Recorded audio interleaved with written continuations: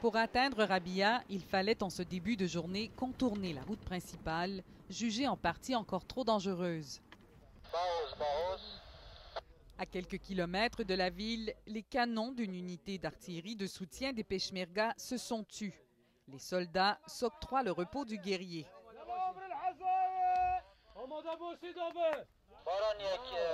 Rabia, un point stratégique près de la frontière syrienne, est entièrement contrôlé par les forces kurdes, nous assure le commandant Hadji. Il n'y a plus d'État islamique, j'en suis certain. Je ne le dirais pas si je n'y étais pas allé moi-même. Il n'y a personne d'autre que des Peshmerga, dit-il. Mais en approchant de l'entrée de la ville, on comprend vite que les combats ne sont pas terminés.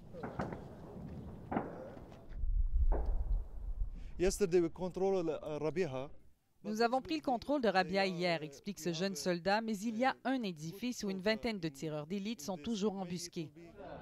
Le problème, il est ici, dans cet hôpital où s'accrochent encore les combattants du groupe armé État islamique. Encerclés, ils refusent de se rendre. Les combats rapprochés ne suffisent pas. C'est l'aviation, américaine, dit-on ici, qui vient donc en renfort.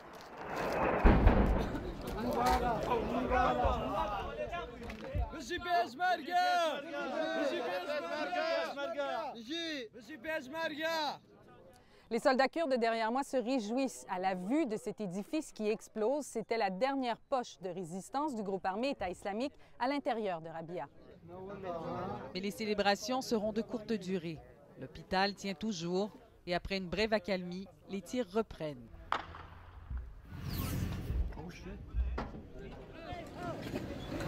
De nouveau, les forces kurdes évacuent les blessés.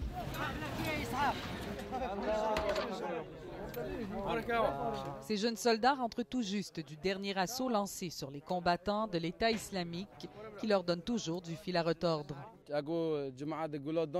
Quand nos chars les bombardent, ils fuient au sous-sol, mais quand on arrête, ils remontent et tirent, dit le capitaine Nadir. L'édifice doit être rasé par les avions. Ce n'est qu'une question de temps, disent-ils. Un dernier effort dans la bataille de Rabia avant de poursuivre l'offensive plus à l'ouest.